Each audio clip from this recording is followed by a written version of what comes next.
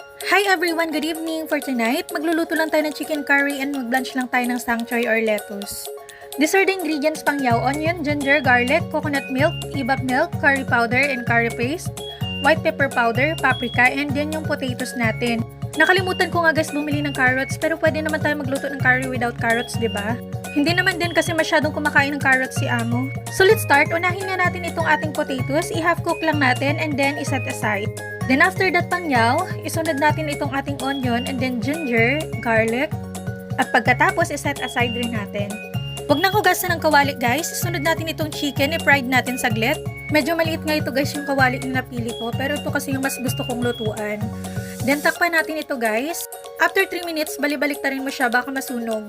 And after that guys, i-check mo na kung okay na yung sa ilalim and then ilagay na natin ang ating mga ingredients.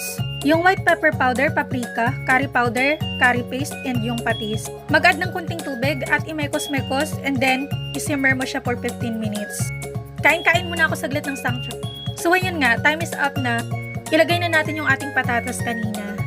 Mekos-mekos mo siya and then i-add mo na yung coconut milk. And syempre guys, yung ating evaporated milk. At pagkatapos i-add mo na rin yung ating onion, yung ginger at garlic. Mekos-mekos ulit. Lutuin ng 5 minutes and then tapos na. Masarap naman siya guys. Syempre ako yung nagluto. Thank you for watching. Bye!